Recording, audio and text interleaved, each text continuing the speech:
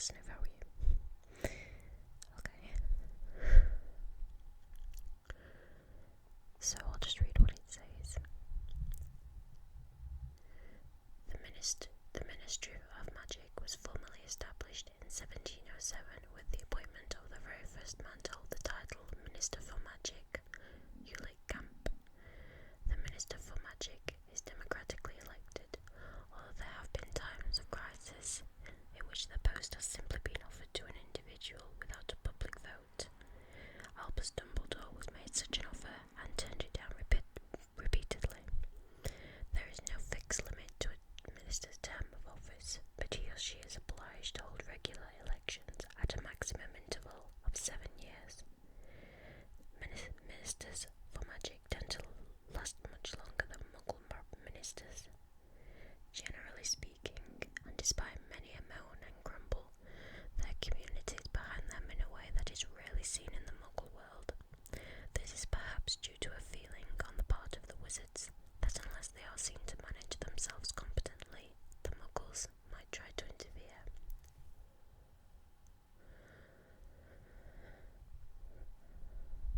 No Muggle Prime Minister has ever set foot in the Ministry of Magic, for reasons most succinctly summed up by ex-Minister Dugald MacPhail, term of office 1858 to 1865. Quote, "Their poor wee brains couldna cope with it." So now I will read all the ministers for magic. Camp, term of office 1707 to 1718. Previously head of the Wizengamot, Camp had the onerous job of policing a fractious and frightened community, adjusting to the imposition of the International Statute of Secrecy. His greatest legacy was to found the Department of Magical Law Enforcement. I must add that I may pronounce some names wrong, but you all should know that by now that I'm so good at pronouncing. Damocles Rowell was elected on a platform of being tough on Muggles. Censured by the International Confederation of Wizards, he was eventually forced to step down. He was in office from 1718 to 1726. 1726 to 1733, Perseus Parkinson attempted to pass a bill making it illegal to marry a Muggle. Misread the public mood. The wizard community, tired of anti-Muggle sentiment and wanting peace, voted him out at the first opportunity. Eldridge Diggory, popular minister who first established an Aura recruitment program, died in office of dragonpox. Albert Boot, likeable but inept, resigned after a mismanaged Goblin Rebellion, 1747 to 1752. Basil Flack, shortest serving Prime Minister, lasted 2 months, resigned after the Goblins joined forces with werewolves, 1752 to 1752. Oh, blind, this is a long one. His face just Gore. Gore was one of the early storers, successfully put down a number of revolts by magical beings, although historians feel his refusal to contemplate rehabilitation programs for werewolves ultimately led to more attacks, renovated and reinforced the prison of Azkaban, 1752 to 1770. Maximilian Crowdy, father of 9 Crowdy, was a charismatic leader who routed out several extremist pure-blood groups planning Muggle attacks. His mysterious death in office has been the subject of numerous books and conspiracy theories. 1770 to 1781.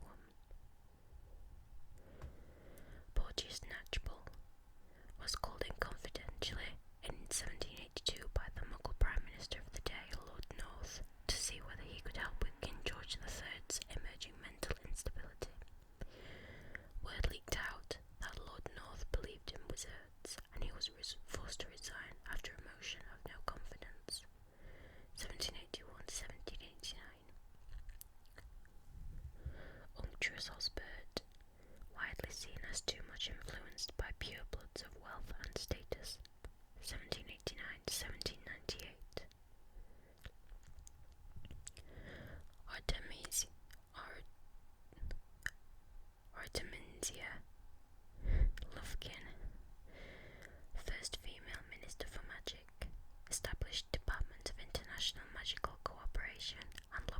had unsuccessfully to have a Quidditch World Cup tournament held in Britain during her term, 1798 to 1811. Grogan Stump, very popular minister for magic, a passionate Quidditch fan. The Tudshill Tornadoes established Department of Magical Games and Sports, and managed to steer through legislation on magical beasts and beings that had long been a source of contention. Josephina Flint revealed an unhealthy anti-Muggle bias in office, disliked new Muggle technologies such as the telegraph, which she claimed interfered with puppet wand function. 1819 to 1827. Ottoline Campbell, a much more forward-looking minister, Campbell established committees to investigate Muggle brain power, which seemed, during this period of the British Empire, to be greater than some wizards had credited. 1827 or 1835. Radolphus Lestrange, 1835 to 1841. Reactionary who attempted to close down the Department of Mysteries, which ignored him, eventually resigned due to ill health, which was widely rumoured to be his inability to cope with the strains of office. Hortensia Millifoot introduced more legislation than any other minister, much of it useful, but some wearisome. For example, hat pointiness, which ultimately resulted in her political downfall. Evangeline Orpington, a good friend of Queen Victoria's who never realised she was a witch, let alone Minister for Magic. Orpington is believed to have intervened magically and illegally in the Crimean War, 1849 to 1855. Priscilla DuPont conceived an irrational loathing of the Muggle Prime Minister Lord Palmerston to an extent that caused such trouble, coins turning to frog spawn in his coat pockets, etc., that she was forced to step down. Ironically, Palmerston was forced to resign by the Muggles 2 days later. 1855 to 1858. Dugald MacPhail, a safe pair of hands. While the Muggle Parliament underwent a period of marked upheaval, the Ministry of Magic knew a period of welcome calm. 1858 to 1865.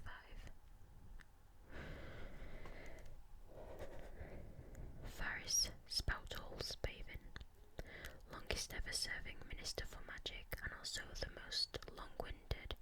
He survived an assassination attempt, kicking from a centaur who resented the punchline of Spavin's infamous "A centaur, a ghost, and a dwarf walked into a bar" joke. Attended Queen Victoria's funeral in an admiral's hat and spats, at which point the Wizengamot suggested gently that it was time he move aside. Spavin was 147 years old when he left office, and he was in from 1865 to 1903. Venusia Crickley, second ex-aura to take office and considered both competent and likeable. Crickley died in a freak gardening accident, which was Mandrake-related. Archer Evermonde, imposed during the Muggle First World War, Evermonde passed emergency legislation forbidding witches and wizards to get involved lest they risk mass infractions of the International Statute of Secrecy. Thousands defied him, aiding Muggles where they could. 1912 to 1923. Lorcan MacLeod, a gifted wizard, but an unlikely politician, MacLeod was an exceptionally taciturn man who preferred to communicate in monosyllables and expressive puffs of smoke that he produced through the end of his wand, forced from office out of sheer irritation at his eccentricities.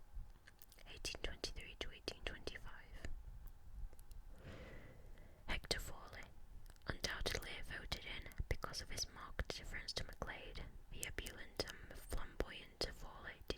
sufficiently seriously the threat that presented to the world wizarding community by Gellert Grindelwald. He paid with his job. 1925 to 1939. Leonard Spencer Moon, a sound minister who rose through the ranks of being T-boy in the Department of Magical Accidents and Catastrophes, oversaw a great period of international wizarding and Muggle conflict, enjoyed a good working relationship with Winston Churchill, 1939 to 1948. Wilhelmina Tuft, a cheery witch who presided over a period of welcome peace and prosperity, died in office after discovering too late her allergy to alistote flavoured fudge. Alihoste flavoured fudge. 1948 to 1959. Ignatius Tuft, son of the above, a hardliner who capitalised on his mother's popularity to gain election, promised to institute a controversial and dangerous dementor breeding program and was forced from office. 1959 to 1962. Nobby Leach, first Muggle-born Minister for Magic, his appointment caused consternation among the old pure-blood guard, many of whom resigned to government posts in process.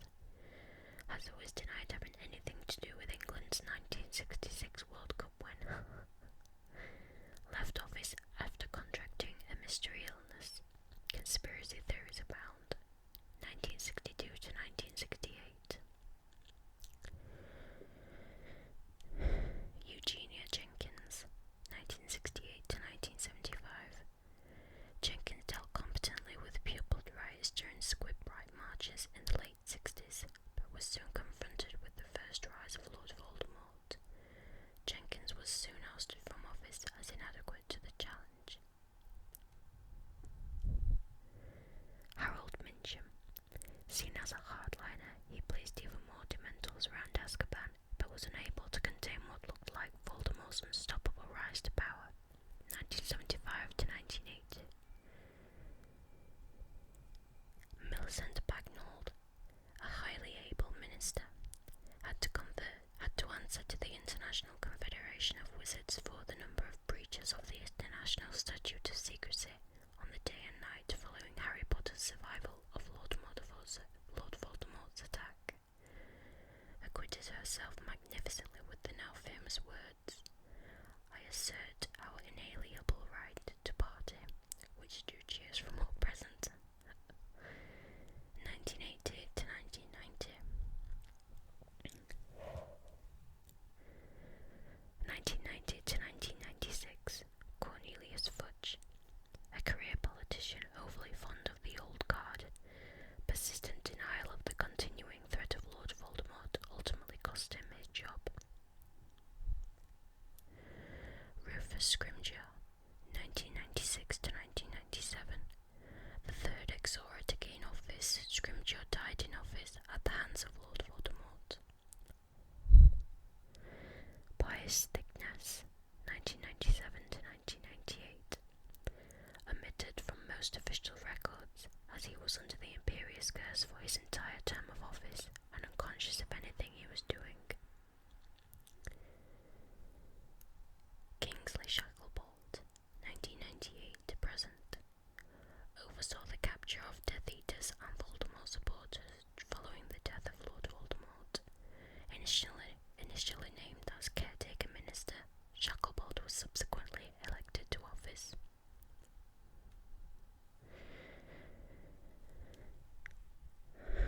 And there we are, that is all the Ministers for Magic from the first to the present. If you're a big Harry Potter fan and you like extra information and you're not signed up to Pottermore, I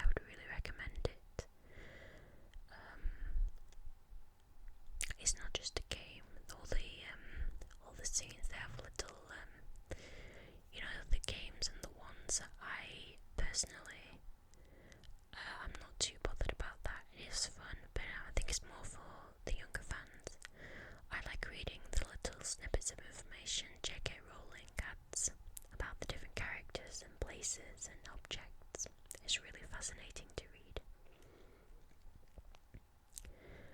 My username on Pottermore is EchoOwl207, in case you're wanting to add me a friend and send me a chocolate frog. Okay, I have 57 facts about Harry Potter here, from BuzzFeed.com. There was some of the original. Sorry, not even started, I've screwed up. I think when you whisper for a while, you feel the need to take a really deep breath. I'm just trying not to breathe into the mic. Okay. Harry Potter facts. These were some of the original names of Harry Potter characters before Rowling changed them. Hermione Buckle, Neville Puff, Draco Spinks, Lily Moon, which was another name for Luna Lovegood, Madari Patil and Marty Patil. Fred and George were born on April Fool's Day. Fitz. The only time the Weasley twins were ever apart were when George's ear was cursed off and when Fred was killed. Oh god. Do you know, even reading that still pulls my heartstrings.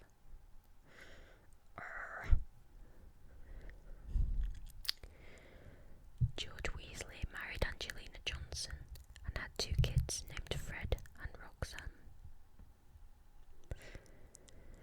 Fred and George once threw snow at Voldemort's face. And then, it was in the first book, I can't remember, it was the start of a chapter. And the line reads, "The lake froze solid, and the Weasley twins were punished for bewitching several snowballs so that they followed Quirrell around, bouncing off the back of his turban." Awesome. Remus Lupin's Patronus is a wolf, not a werewolf, because all things wolf-related disgust him. His father, Lyle Lupin, once described werewolves as soulless evil deserving nothing but death in front of Greyback, and he took his revenge by biting Remus just before his 5th birthday.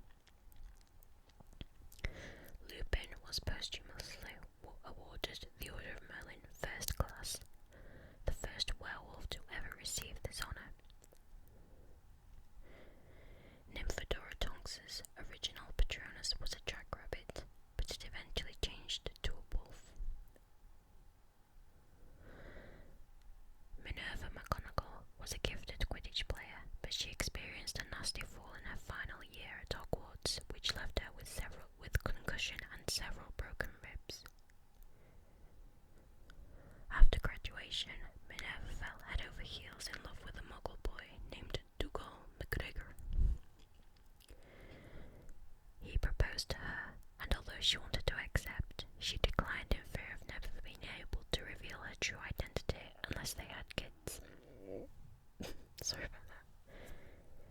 If she broke the International Statute of Secrecy, she would lose her job at the Ministry, for which she was giving him up. Minerva left for London 3 days later and found herself bitter from heartbreak and hating her new life. She eventually took a teaching post at Hogwarts. Professor McGonagall ended up marrying her old boss at the Ministry, Elphinstone Urquhart, who proposed several times before she accepted. Her husband suffered an accidental death, venomous tentacular bite, 3 years into their marriage. She always kept her maiden name. Those last facts about Professor McGonagall are all from the Pottermore site. It gives you background information about a lot of characters, and I think there's still 1 book left, so you never know what else will come. I'd recommend you read Draco's story. Okay, 16.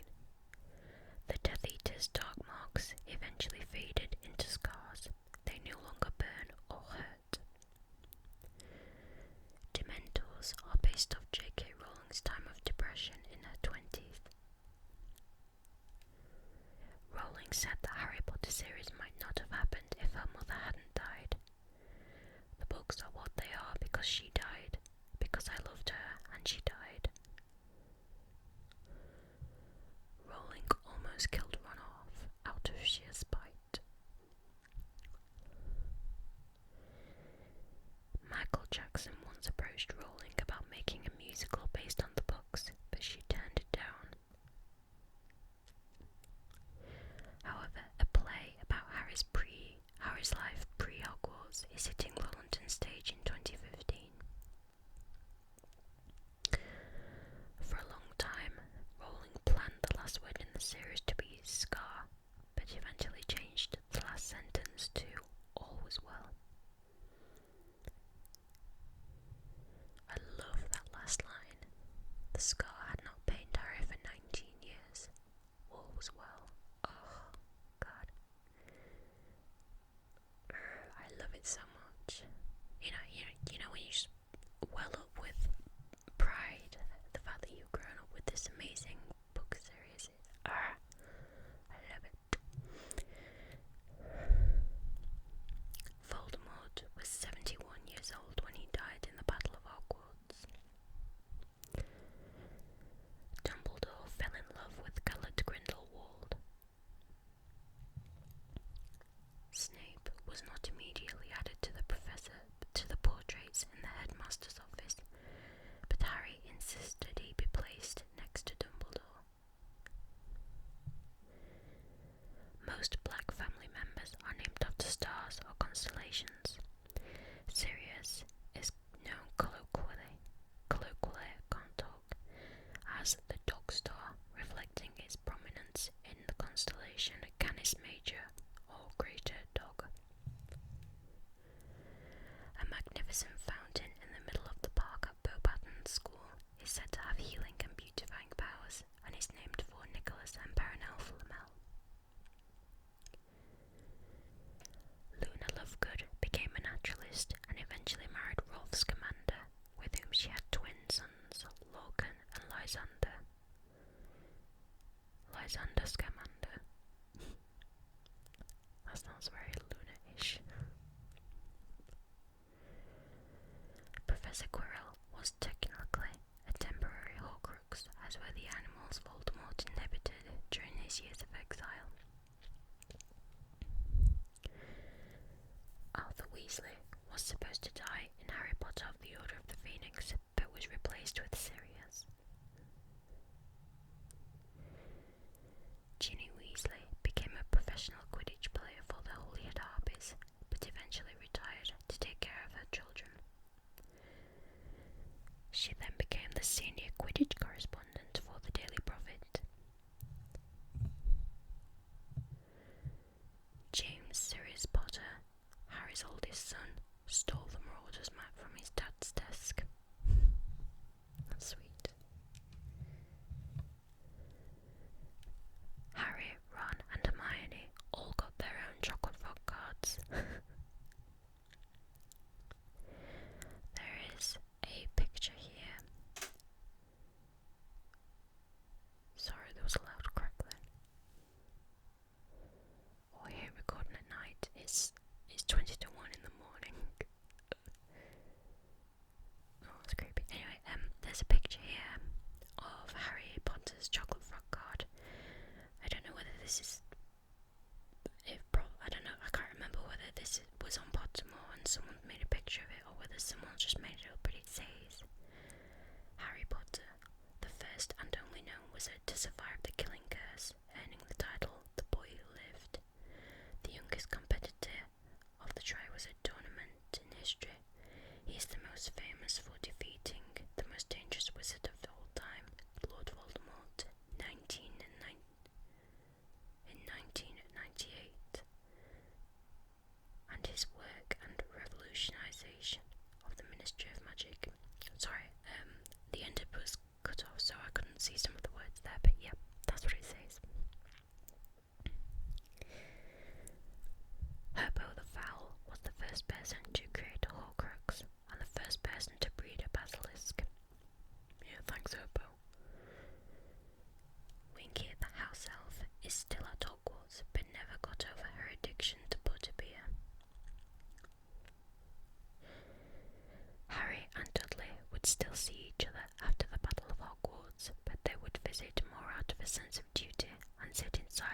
so that their children could see their cousins. Hermione began her post-Hogwarts career at the Department for the Regulation and Control of Magical Creatures to help improve the lives of house elves, but then moved to the Department of Magical Law Enforcement. Oh my god, there's a gif of Bellatrix, you know, her face just after she curses Sirius, and it's creeping me out.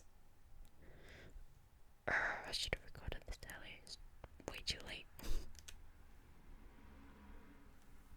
I've got the television on though, so that's pretty, it feels a bit better.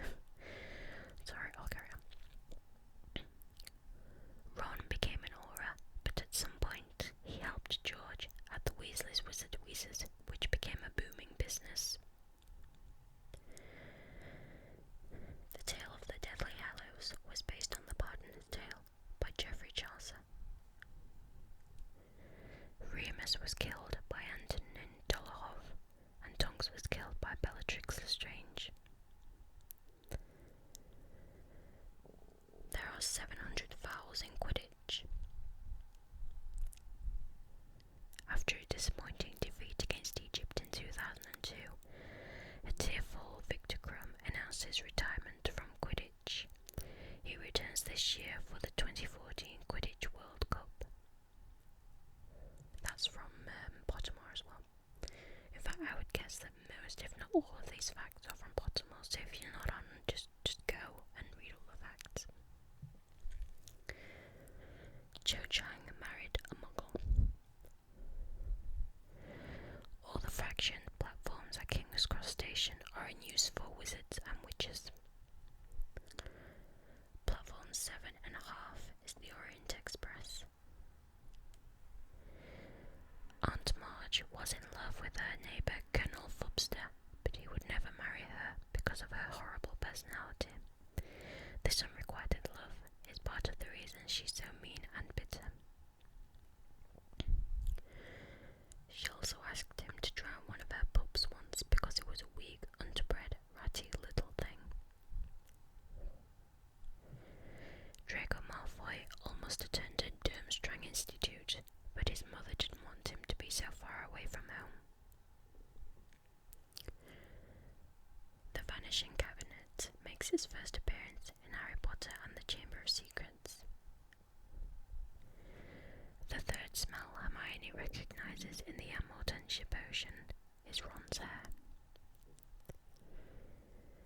Dumbledore's pocket is the corpse of his sister, Ariana. Oh, that's so sad. Before taking the post of Defense Against the Dark Arts teacher, Quirrell was the Muggle Studies teacher. That's ironic. Firenze the Centaur was eventually welcomed back to his herd. Rowling killed Hedwig because it represented the loss of innocence and security, and her fate marked the end of Harry's childhood. That's really sad. And I'm so sorry, I swear, my stomach has been fine, and then as soon as I could record a video, bloody sod's law. Sorry, I'm nearly done now. If Dumbledore had a Muggle song playing at his funeral, Rowling said it would be My Way by Frank Sinatra. Two alternate titles for the final book were Harry Potter and the Elder Wand and Harry Potter and the Peveril Quest. She quickly decided against the latter because it sounded too corny. Yeah, it totally does. Harry Potter and the Elder Wand is not that bad, but I do prefer Deathly Hallows.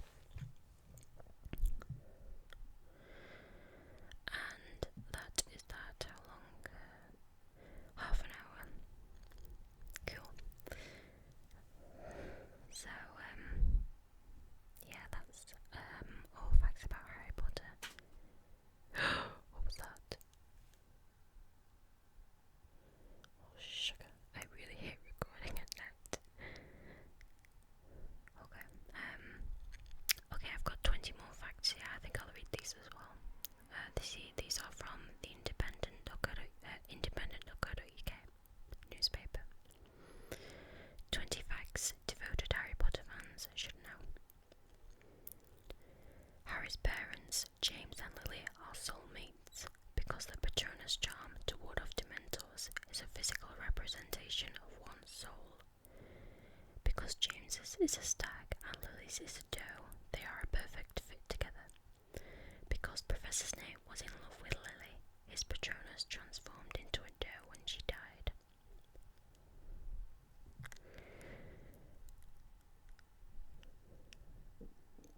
So, Ginny's Patronus is not a doe because Harry's is a stag.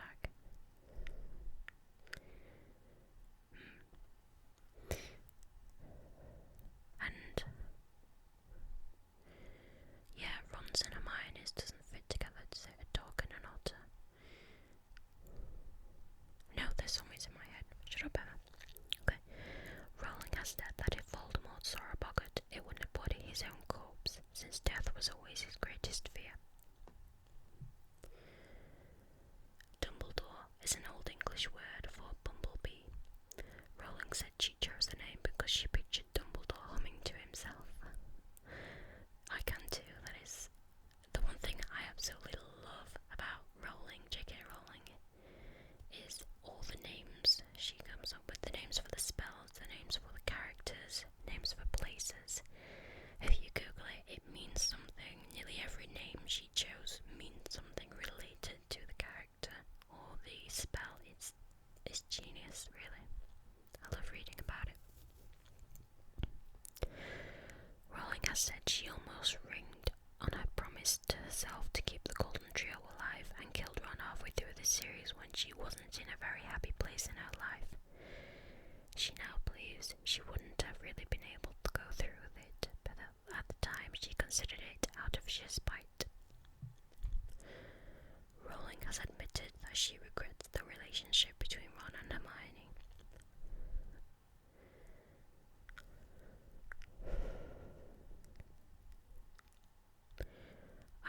I like Ron and Hermione together. It's Harry and Ginny. I get book Harry and book Ginny. You know, totally, because book Ginny is awesome. Film Ginny is as dull as dishwater. I cannot fathom why the filmmakers decided to make her so boring. She was so spunky in the novels, and in the film she's so boring. I can't imagine why anyone would fall for her. So yeah, sort that out. Anyways, while filming Prisoner of Azkaban, the pockets of Tom Felton's Hogwarts rose were sewn shut to stop him sneaking food on set. On the 10-year anniversary of Harry's parents' death and the first time Voldemort was defeated, 31st of October 1991, he and Ron saved Hermione from the troll in the bathroom. This is generally regarded as the day the trio became friends. Sirius Black and Fred Weasley, two tricksters from different generations, both died laughing.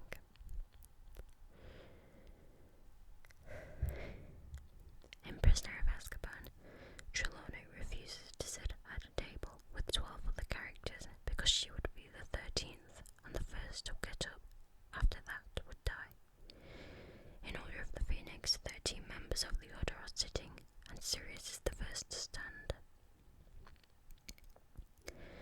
Having written half of Goblet of Fire, Rowling realised she had created a giant hole in the plot, which she had to go back and fix, which is why the book took so long. The first 5 years Rowling spent on Harry Potter were spent determining rules about what her characters could and could not do. Rowling admitted that Dementors are a physical depiction of her own debilitating experience with depression during her 20s. In Deathly Hallows, Harry notes that Ron and Hermione had fallen asleep holding hands. Hermione's Patronus is an otter, which sleeps holding hands with other otters. Incidentally, Ron's Patronus is a Jack Russell Terrier known for chasing otters. Oh wow, I've just mentioned that, haven't I? So, they don't go together, but they're sort of connected. Oh, that's why I love J.K. Rowling. Daniel Radcliffe and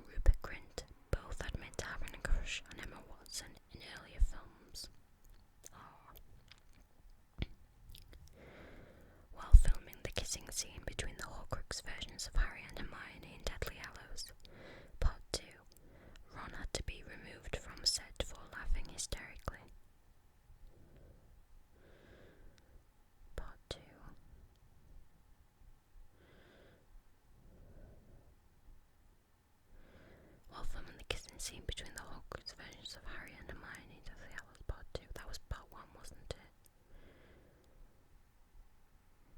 Harry and Hermione, that's when they come out of the locket. I'm sure that's Part 1. I can't think now, that's really gonna bug me.